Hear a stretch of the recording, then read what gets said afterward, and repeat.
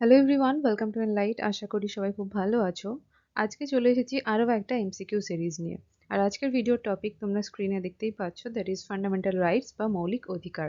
Fundamental rights থেকে কিছু important MCQ আজকের এই ভিডিওতে আলোচনা করবো, সাথে কিছু ইম্পর্টেন্ট পয়েন্টসও তোমাদের মেনশন করে দেবো। সো খুব ইম্পর্টেন্ট ভিডিওটা একদম শেষ অবধি দেখবে, একদম স্কিপ করবে না। তো চলো আর দেরি না করে শুরু করা যাক। সো আজকে প্রথম প্রশ্নটা দেখে নিই। The idea of fundamental rights came from. আমরা যারা ভারতের সিটিজেন, ইভেন ফরেনাররাও কিছু ফান্ডামেন্টাল রাইটস এনজয় করে। সো এই ফান্ডামেন্টাল রাইটসের যে কনসেপ্ট, এই কনসেপ্টটা কোথা থেকে নেওয়া হয়েছে? Option A bill of rights USA, option B bill of rights England, option C fundamental rights USA and option D fundamental rights USSR. So right আনসারটা হলো bill of rights USA. Second question, originally the number of fundamental rights provided by the constitution was, মানে আমাদের constitution যখন তৈরি হয়েছিল তখন কটা fundamental rights আমাদের ছিল? সো রাইট আনসারটা হলো 7। কিন্তু বর্তমানে আমাদের ফান্ডামেন্টাল রাইটসের সংখ্যা কিন্তু 6টা। রাইট টু প্রপার্টি বলে যে ফান্ডামেন্টাল রাইটসটা আমাদের ছিল আর্টিকেল 31-এ, সেইটাকে 1978-এ 44th অ্যামেন্ডমেন্টের মাধ্যমে কিন্তু সরিয়ে দেওয়া হয়। বর্তমানে রাইট টু প্রপার্টি এটা একটা লিগ্যাল রাইট, আর এটা আর্টিকেল 300 এর মধ্যে আছে। এই যে ইনফরমেশনগুলো আমি এখন দিলাম সেগুলোও কিন্তু পরীক্ষায় আসে। তো তোমরা চাইলে এগুলো নোট করে নিতে পারো। Next question, abolition of untouchability and prohibition of its practice is described in which article? Article 20, Article 19, Article 18 or Article 17? So right answer টা হলো Article 17।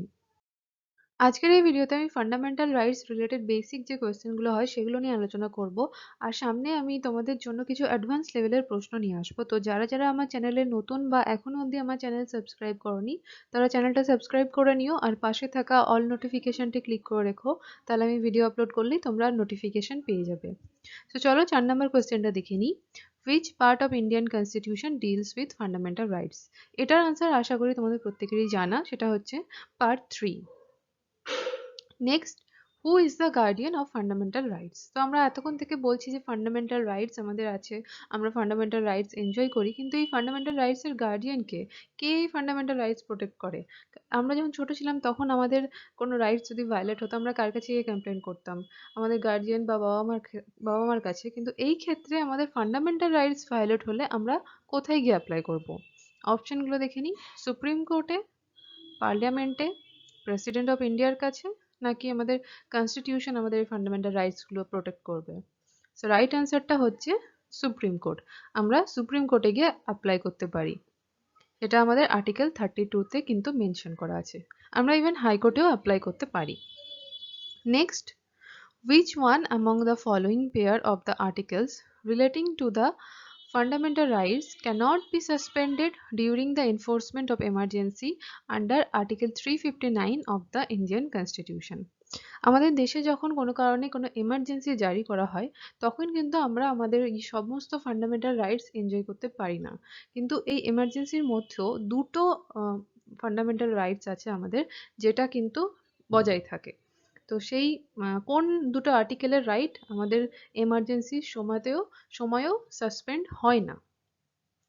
Option A article 19 and 20, option B article 20-21, option C article 21-22 and option D article 22-23।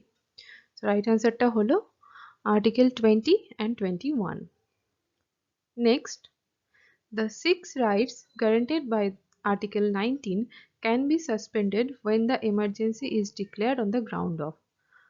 আমাদের article 19-এ যে 6টা right আমাদের দেওয়া আছে, সে রাইটগুলো কোন বেসিসে এমার্জেন্সি অ্যাপ্লাই হলে, কোন বেসিসে এমার্জেন্সি ডিক্লেয়ার হলে এই রাইটগুলো সাসপেন্ড হয়ে যায়? Option A armed rebellion, that is internal emergency, option B war or external aggression, option C both A আর বি, দুটো ক্ষেত্রেই আর্টিকেল 19-এর সমস্ত রাইট সাসপেন্ড হয়ে যায়, নাকি সাসপেন্ড হয় না, আর্টিকেল 19-এর সমস্ত রাইট আমরা পাই? সো রাইট আনসারটা হচ্ছে ওয়ার অর এক্সটার্নাল এগ্রেশন। এটা কিন্তু খুব ভালোভাবে আমাদের মাথায় রাখতে হবে। আর্টিকেল 19টা কিন্তু ওয়ার অর এক্সটার্নাল এগ্রেশনের বেসিসেই যদি এমার্জেন্সি ডিক্লেয়ার হয় সেক্ষেত্রেই সাসপেন্ড হবে, আর্মড রেবেলিয়নের ক্ষেত্রে কিন্তু হবে না। সো এই পয়েন্টটা তোমরা সবাই মাথায় রাখবে। Next question, which fundamental rights cannot be enjoyed by foreigners? কোন ফান্ডামেন্টাল রাইটস ফরেনাররা এনজয় করতে পারে না? আমি আগেই মেনশন করলাম আমাদের যে সমস্ত ফান্ডামেন্টাল রাইটস গুলো আছে সেগুলো কিছু কিছু ইন্ডিয়ান সিটিজেনদের পাশাপাশি ফরেনার্সরাও এনজয় করতে পারে। সো এর মধ্যে কোনটা ফরেনার্সরা এনজয় করতে পারে না? Equality before law and equal protection of law, article 14, right to elementary education, নাকি equality of opportunity in matter of public employment, article 16 যেটা আছে, নাকি protection of life and personal liberty. So এইগুলোর মধ্যে ফরেনাররা equality of opportunity in matters of public employment এই fundamental রাইটটা enjoy করতে পারে না। বাকি যে তিনটে রাইটের কথা বলা হয়েছে সেগুলো কিন্তু ফরেনাররা এনজয় করতে পারে। Next, which provision of fundamental rights is directly related to exploitation of children?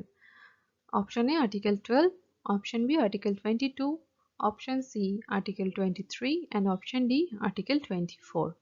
Right answer টা হলো Article 24. Next, which of the following are covered under the fundamental rights in Constitution of India? নিচে যে পয়েন্টগুলো দেওয়া আছে তার মধ্যে কোন পয়েন্টগুলো কনস্টিটিউশন অফ ইন্ডিয়ার যে ফান্ডামেন্টাল রাইটস আছে তার মধ্যে আসে?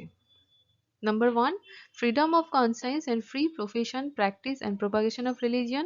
Number 2, right against exploitation. And number 3, right to equal pay for equal work for man as well as women.